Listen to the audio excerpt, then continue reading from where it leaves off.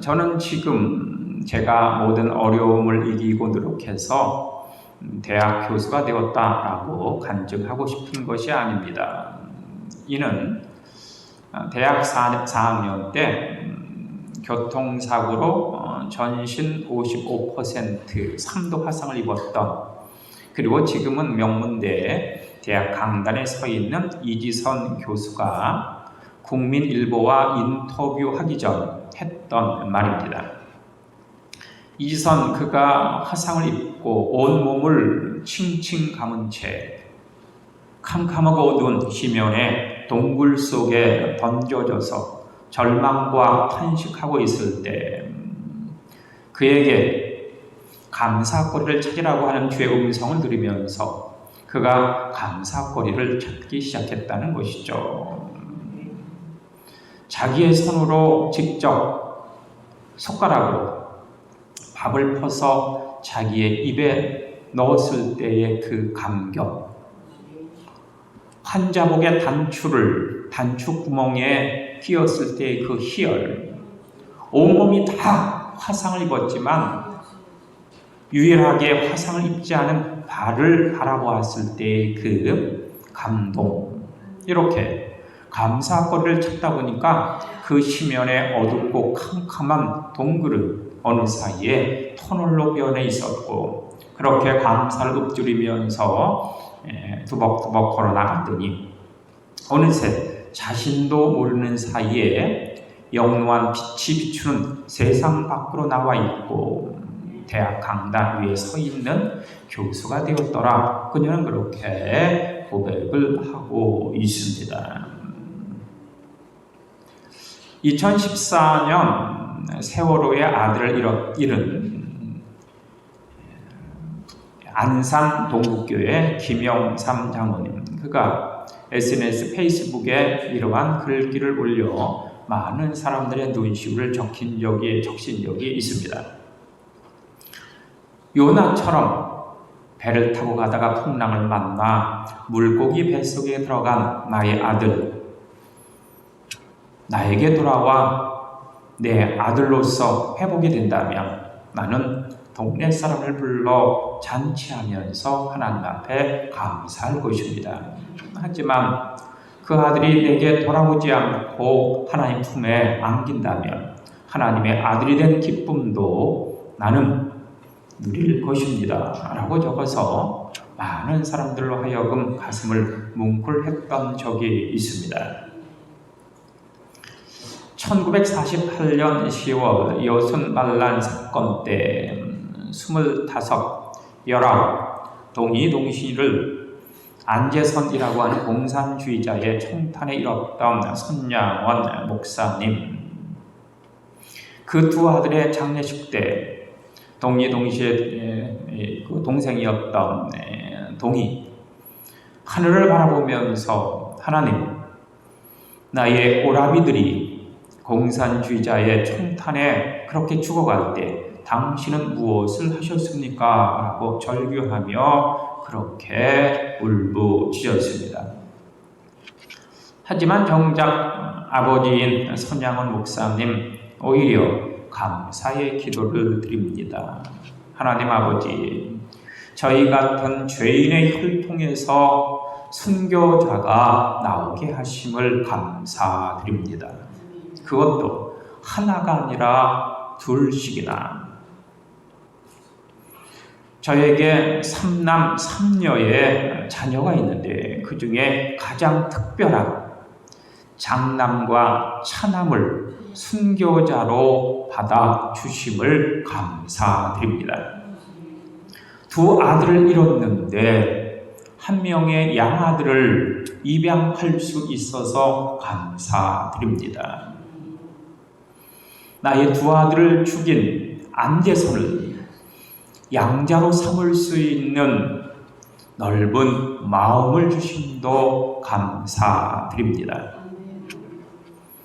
동이동신이가 그토록 미국 유학을 가고 싶어 했는데 미국보다 더 좋은 천국으로 불러주심을 감사드립니다. 가정적으로 보면 아비의 심정을 보면 자식을 앞세웠다고 하는 이 끔찍한 사건과 사고 앞에서도 하나님을 향한 믿음이 흔들리지 아니하고, 또한 나의 아들을 죽인 그 아들도 사랑할 수 있는 그 마음을 주심을 감사합니다. 이렇게 선야 목사님은 감사의 기도를 드렸습니다. 10대 때 성폭행을 당해 그 어린 나이에 사생아를 출산했던 오프라 윈프리, 상처 입은 가녀란 그 조그만 그 소녀가 캄캄하고 어두운 심연의 동굴에 갇혀서 이리 둥글 저리 둥글 하면서 어떻게 하면 이 세상을 끝낼 수 있을까라고 그렇게 탄식할 때 그의 눈앞에 한 빛이 비춰지고, 그때부터 내가 살아야 할 이유와 감사의 조건을 찾기 시작했더니 어느새 그 어두웠고 캄캄한 심연의 동굴은 터널로 변했고, 하나님의 나라와 이를 향하여 믿음의 주 온전케 하시는 예수님을 알아보면서 그렇게 감사를 이야기하며 터벅터벅 걸어갔더니 어느새 환한 찬란한 빛이 비추는 에덴 동산 앞에 이르렀다라고 오프라 윈프리는 그렇게 간증하며 고백하며 세상에 많은 상처 입고 괴로워하고 아파 있는 사람들을 향해서 위로의 메시지를 전하고 있습니다.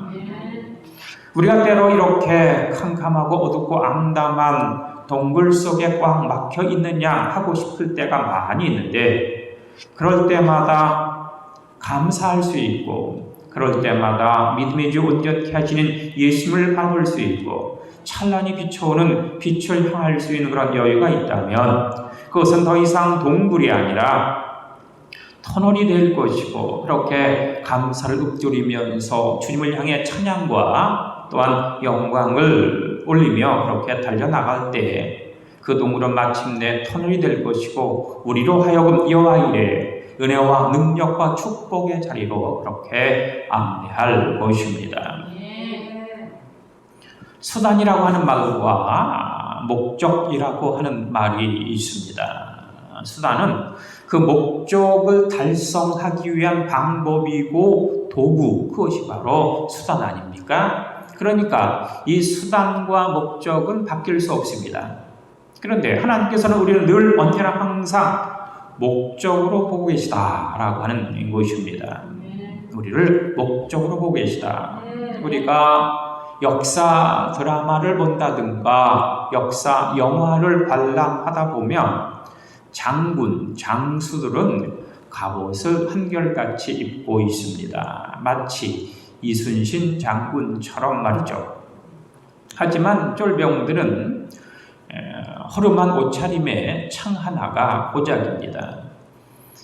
이 역사국에서 볼 수 있다시피 목적과 수단을 분명히 하고 있습니다. 장군이 목적이요, 쫄병은 수단이다. 우리가 지금 6.25 사변을 기억하는 그런 때를 우리가 맞고 있는데, 이 6.25 때 중공군들 인해 전술을 하였다고 하지 않습니까? 인해 전술, 총바지를 하는 것이죠. 병사들을 계속 총알이 빗발치듯 쏟아지는 그 전장으로 이 병사들을 계속 내보내서 그 총알에 죽어 넘어지게 만드는 것입니다. 그야말로 수단이고 도구다라고 하는 것을 우리가 알 수 있습니다. 병사들이 수단이고 도구다. 하지만 지휘관들은 뒤에서 그 병사들을 앞으로 나가게끔 명령만 할 뿐 절대로 앞으로 나서지를 않습니다.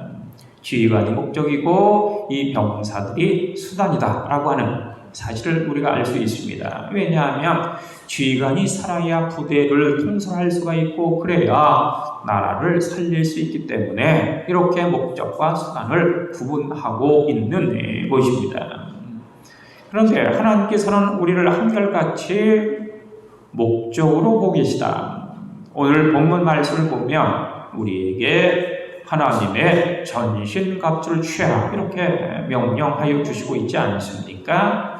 하나님의 갑옷을 입어라 이렇게 말씀하여 주시고 있는 것입니다. 즉 우리를 장군이요 장수로 보고 계시는 것이죠. 우리를 살려서 교회를 통솔하고 교회를 이끌고 그리고 모든 사단 마귀와 싸워 하나님 나라를 건설하려고 하는 그런 목적을 분명히 갖고 계시다라고 하는 것을 우리가 알 수 있습니다.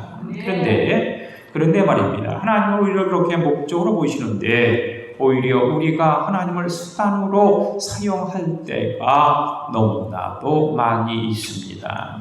축복의 수단으로 하나님을 활용하고 출세의 수단과 성공의 수단, 형통의 수단, 부귀와 영화의 수단, 기도응답의 수단으로 하나님을 사용하고자 하는 그런 우를 범할 때가 얼마나 많은지 모릅니다. 하지만 그럼에도 불구하고 하나님께서는 우리를 언제나 늘 항상 목적으로 보시죠. 하나님이 우리를 목적으로 보시는 까닭이 무엇일까? 그 이유가 무엇일까? 그것은 바로 우리의 구원을 위함이죠. 우리를 구원코자 하시기 위해서 우리를 늘 언제나 항상 목적으로 그렇게 바라보고 계시다라고 하는 사실을 우리가 인식할 필요가 있습니다. 하나님을 구원코자 우리를 늘 언제나 항상 목적으로 보시는데 그렇다고 하면 구원이라고 하는 것이 과연 무엇일까라고 하는 것을 우리가 살펴보지 않을 수 없습니다. 우리가 본문 에베소 6장의 말씀을 읽었는데 에베소 2장도 한번 찾아보겠습니다. 에베소 2장 에베소서 2장 5절과 6절 에베소 2장 5절과 6절 우리 찾으셨으면 우리 한 목소리로 같이 봉독하겠습니다. 시작. 허물로 죽은 우리를 그리스도와 함께 살리셨고 너희는 은혜로 구원을 받은 것이라. 또 함께 일으키사 그리스도 예수 안에서 함께 하늘에 앉히시니. 아멘. 구원이라고 하는 것 첫 번째는 거듭남입니다. 중생, 새롭게 태어남. 에베소 2장 5절 허물로 죽은 우리를 그리스도와 함께 살리셨고 너희는 은혜로 구원을 받은 것이다. 이렇게 정확하게 집어서 우리에게 들려주시는 모습을 볼 수가 있습니다.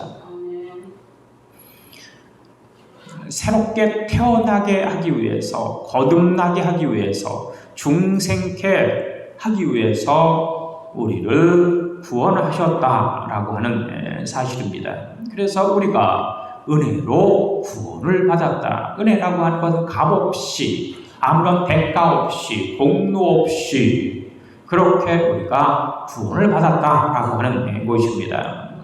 그런데 이 구원, 거듭남, 중생이라고 하는 것에서 우리가 생각할 것이 있습니다. 헤아려야 할 것이 있습니다. 그것이 바로 인내라고 하는 것이죠. 어머니가 출산의 그 상고를 인내하듯이 참는다고 하는 것, 인내한다고 하는 것이 아주 중요하죠. 여기서 인내라고 하는 것은 그냥 참는 것만을 이야기하는 것이 아닙니다. 좀 넓은 의미로 인내라고 하는 것이 바로 하나님의 속성이다라고 하는 것을 이야기하고 싶은 것이죠.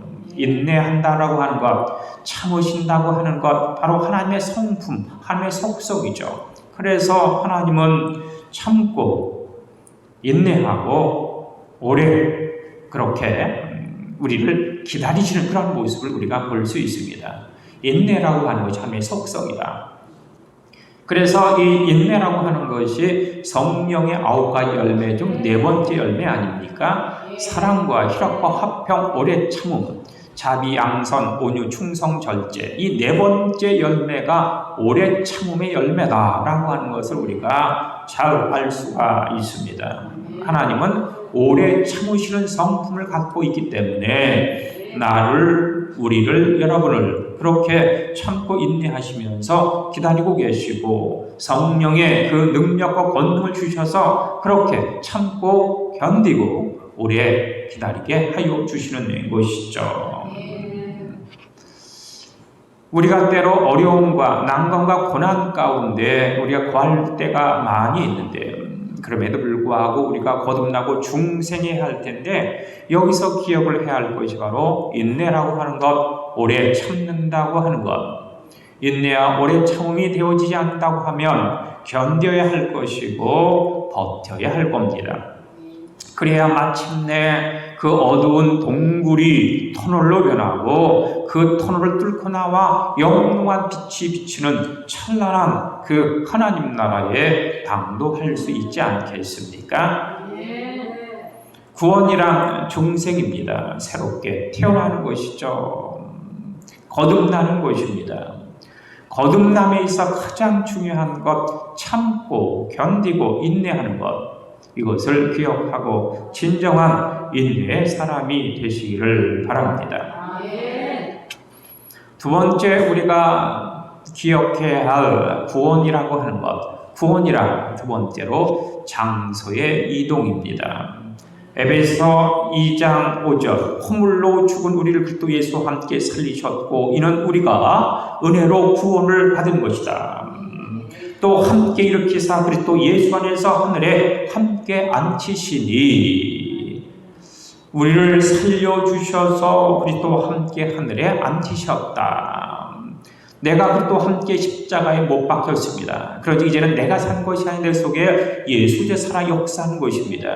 하지만 내가 육체 가운데 거하는 것은 이 땅에 두 발을 딛고 사는 것은 나를 사랑하사 나를 위하여 자기 몸을 버리신 하나님의 아들 믿는 믿음으로 사는 것입니다. 라고 갈라디아 2장 10절은 그렇게 우리에게 들려주시고 있지 않습니까? 내가 분명코 거듭났고 중생했고 참고 인내의 그러한 어떤 모습으로 살고 있지만 여전히 우리는 이 땅에 두 발을 딛고 살고 있습니다. 육체를 입고 살고 있습니다. 하지만 내가 이 땅에 살고 있고 육체를 입고 있는 것이 분명한 사실임에도 불구하고 나는 이 땅에 속한 자가 아니라 하늘에 속한 자다라고 성경은 우리에게 그렇게 소리치고 있습니다. 너희는 이 땅에 살고 있는 존재가 아니라 내 나라 하늘에 속한 나의 소유야, 나의 자녀야, 나의 백성이야 이렇게 주님은 말씀해 주시고 있죠. 이 세상에 살고 있지만 그럼에도 불구하고 이 세상에 속한 자가 아니라 하나님 나라에 속한 자로 살아야 된다. 그래서 우리가 여기서 생각을 해야 할 것, 농부가 가을에 곡식을 거두고 나서는 키질을 하게 됩니다. 키질을 함으로 쭉정이는 날려보내고 알곡은 걷어들이게 되어지지 않습니까? 하나님께서도 역시 마찬가지시다. 우리가 육신을 입고 또한 이 땅 가운데 살고 있을 때는 별로 구분이 안 가지만 때가 되어지면 이 알곡과 쭉정이를 반드시 구분하신다. 그 구분하심의 방법이 무엇일까? 우리가 광산에서 이 철광석을 이렇게 캐내어 그것을 그대로 사용할 수가 없습니다. 그래서 반드시 통과해야 하는 것이 있으니 바로 그것이 연단의 과정이다. 당금질의 과정이다. 라고 하는 것이죠.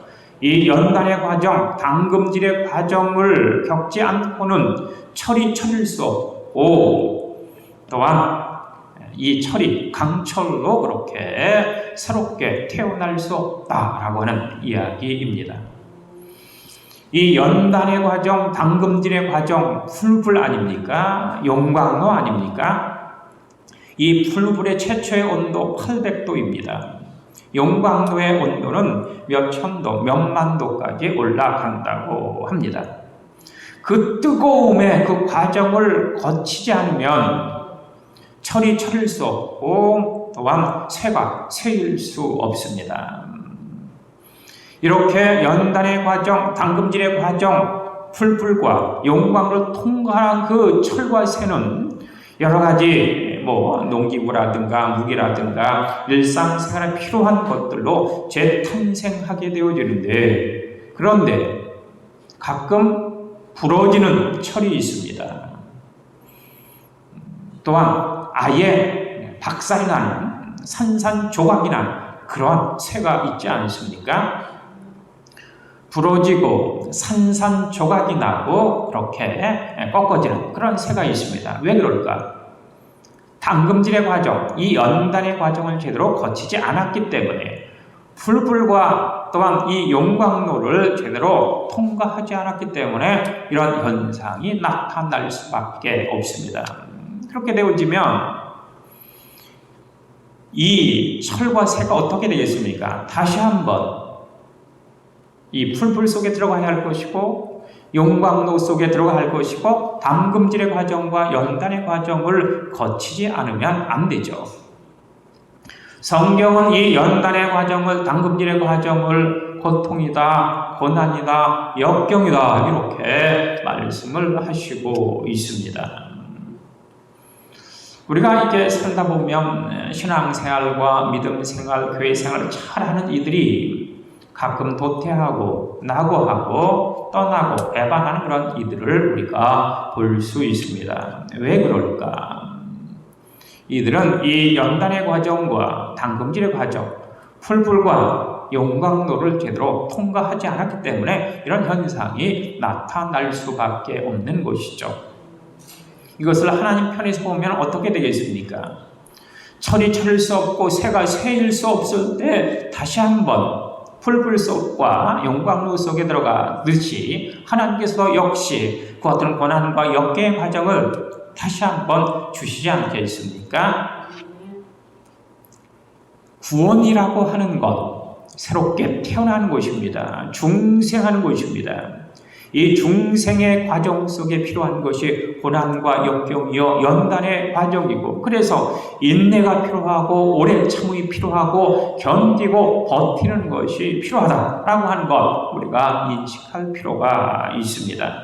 끝까지 버텨야 하지 않겠습니까?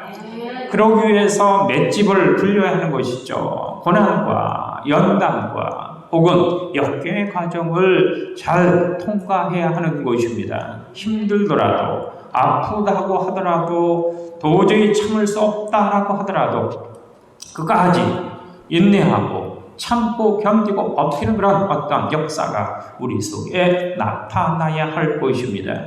하나님이 태초에 우리를 택정하여 주시고 예수도 말미암아 우리를 구속하여 주시고 성령을 인쳐 주셨습니다.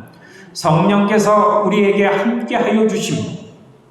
우리의 백권사님이 기도하였다시피 보혜의 성령을 우리에게 보내주셔서 우리로 함께 동행하게 하신 까닭이 과연 무엇이겠습니까?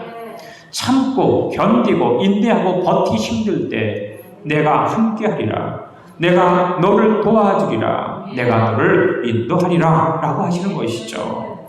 내가 참고 견디고 인내하고 버티는 것이 도저히 할 수 없을 때 성령께서 동행하여 주시고 함께 하셔서 능히 감당케 하여 주시는 것입니다. 견디다 못해 쓰러질 때 나와 함께 하시고 나를 도와주시고 나를 이끄시는 하나님의 놀라운 능력이 충만케 나타날 줄로 믿습니다. 우리가 이 땅에 살고 있지만, 육신을 입고 살고 있지만, 그래서 고난과 역경을 두려워하고 아파하고 힘들어하지만 우리는 이 땅에 속한 자가 아니라 하나님 나라에 속한 자다, 구원을 입은 자다라는 사실을 기억하면서 거듭나고 중생한 모습을 분명하게 성별되고 구별되게 세상 사람들에게 나타낼 수 있어야 할 것이고, 그래야 주님께 잘했다 칭찬받지 않겠습니까? 또한 구원이란 영생이죠. 우리가 힘겹고 어렵고 인내하고 견디고 버텨서 중생에 이르고 이 땅에 속한 자가 아니라 하나님 나라에 속한 자의 삶을 살고 있다면 그 삶을 우리가 영원토록 지속하는 것, 그것이 바로 영생이다라고 하는 것인데, 중요한 것은 이 영생이라고 하는 게 중요한 것이 아니라 그 영생을 어떻게 우리가 살아가느냐라고 하는 것이 훨씬 더 중요하지 않겠습니까? 언제부턴가 우리나라가 100세 시대가 되어 있습니다. 100세를 넘어서 이 모세처럼 120년을 살 수 있다라고 하는 그런 시대가 되었는데 100년을 살든 120년을 살든 중요한 것은 어떻게 사는 것이 중요하지 않겠습니까? 100년을 살고 120년을 사는데 병원 침대에 누워서 시간을 보낸다면 혹은 어떤 요양원 같은 곳에 갇혀서 시간을 그렇게 서일하고 있다면 과연 100세와 120세의 어떤 그런 그 세월의 그 의미가 무엇이겠느냐라고 하는 것입니다. 태초에 하나님께서 천지를 창조하셨죠. 그리고 특별히 에덴의 동산을 창조하셨는데 그것이 바로 에덴 동산입니다. 이 에덴, 기쁨, 즐거움, 행복이죠. 하나님께서도 우리에게 영생을 주시고자 하는 강한 그런 열망을 갖고 계시는데 영생이 중요한 것이 아니라 그 영생을 누리면서 얼마나 기쁘고 즐겁고 행복하게 살아가느냐라고 하는 것이 훨씬 더 중요하다라고 하는 것을 주님께서도 아시고 계시는 겁니다. 그런데 안타깝게도 내가 하늘에 속한 자이고 우리가 이 땅에 소유된 자가 아니라 하나님의 소유된 자가 틀림없지만 내가 살고 있는 이 세상이 하나님의 세상이 아니므로 고난과 역경과 아픔과 사단의 그 괴계가 팽만한 이 세상을 우리가 살고 있는 것이죠. 그리고 그 사단 마귀는 우리로 하여금 넘어지게 하고 쓰러뜨리게 하고 아파하게 하고 신음하게 하는 것이 그들의 목표이기 때문에 호시탐탐 우리를 노리면서 불화살을 그렇게 당기고 있습니다. 그러니 우리에게 필요한 것이 무엇이겠습니까? 그래서 주님께서 우리에게 말씀하시죠. 하나님의 전신갑주를 취하라 이렇게 말씀하여 주시고 있는 것입니다. 하나님의 전신갑주를 취해야 그래야 사단의 그 화원금, 그 불화살, 그 사단의 공격을 막아내고 진정코 주님 안에서 구별로 성별된 주의 나라를 건설하면서 그곳에서 에덴의 기쁨과 은혜와 은총의 삶을 이어해 나갈 수 있기 때문입니다. 머리에는 구원의 툴을 써야 하죠. 내가 비록 세상에 살고 있지만 하나님 앞에 알곡과 축정이 내가 알곡인지 축정인지 최소한 구별은 되어야 하지 않겠습니까? 구원의 툴을 써야 합니다. 가슴에 의의 신경, 의의 흉배를 붙여야 하죠. 이 땅이 불의가 판치는 세상입니다. 죄인이 모두가 다 죄인이죠. 하지만 주님께서는 우리로 하여금 너는 의인이다 이렇게 칭하셨습니다. 가슴에 의의 흉배를 붙이고 모든 불의와 맞서야 합니다. 왼손에는 믿음의 방패를 가지고 불신의 세상 속에서 우리가 나를 지켜야 하지 않겠습니까? 오른손은 성령의 검을 잡고 말씀으로 세상을 구원해야 합니다. 무지한 하나님을 알지 못한 이들에게 말씀을 증거하고 전파해야 할 겁니다. 허리에 진리의 허리띠를 동여야 하죠. 우리의 옷은 여러 가지로 구분되어 있지만 옛날 중동 지역의 예수님의 그 모습도 보면 옷이 하나 아닙니까? 이렇게 천 하나. 진리의 허리띠라고 하는 것, 옷을 갖춰 입었다라고 하는 것을 이야기하고 있습니다. 이 허리띠가 풀리면 다 온몸이 벗어지는 것이 벌거벗음이 드러나는 것입니다. 아무리 높고 존경을 받고 아무리 기득권을 가진 사람이라고 하더라도 수치를 당하고 부끄러움을 당하는 사람이 얼마나 많이 있습니까? 진정코 우리가 진리의 허리띠를 동임으로 인해서 수치와 부끄러움을 우리가 당치 않아야 합니다. 그리고 발에는 복음의 신발을 신어야 하죠. 우리는 진정한 복음의 메신저가 되어야 합니다.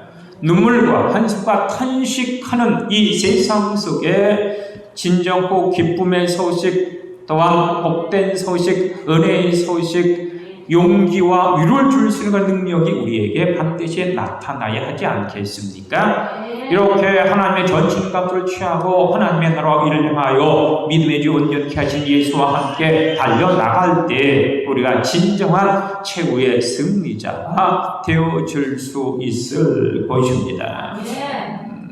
우리로 하여금 주님께서 예배하실 은혜와 능력과 축복의 그 주역으로 주님께서 그렇게 우리를 삼아 주실 것입니다. 구원의 목적을 우리가 분명히 파악하면서 하나님의 전신갑주를 취하는 것이 너무너무 중요하다라고 하는 사실인데, 이렇게 하나님의 전신갑주를 취하고 하나님 나라로 일하여 전진할 때는 아무런 문제가 없습니다. 그런데 뒤를 돌아서게 되어지면 아무리 주의 전신갑주를 취해도 뒤에는 허적이죠. 아무것도 없습니다. 그래서 우리는 늘 언제나 항상 하나님 나라로 일하여 그렇게 나가야 하는 것입니다. 예수님이 우리에게 말씀하시기를 쟁기를 손에 잡고 뒤를 돌아보는 자는 내게 합당치 않다, 이렇게 경고를 하시고 있습니다. 우리 사람 모든 진정의 가족들, 하나님의 전신갑주를 취하고 하나님의 나라로 일하여 그렇게 달려나감으로 말미암아 진정한 구원의 주역이 되어지고 최후의 승리자가 되어질 수 있는 우리 모두가 다 되어주시길 간절히 주의 이름으로 축원합니다. 기도하시겠습니다. 주님 감사합니다. 우리 사람 모든 진양의 가족들 주의 전신갑주를 취하고 하나님의 나라와 일하여 전진해 나감으로 말미암아 최후의 승리자가 되게 하여 주시고, 또한 무엇보다도 주님이 예배하신 은혜와 능력과 축복의 그 주인공으로 인쳐 주옵소서. 예수님 이름으로 기도합니다. 아멘.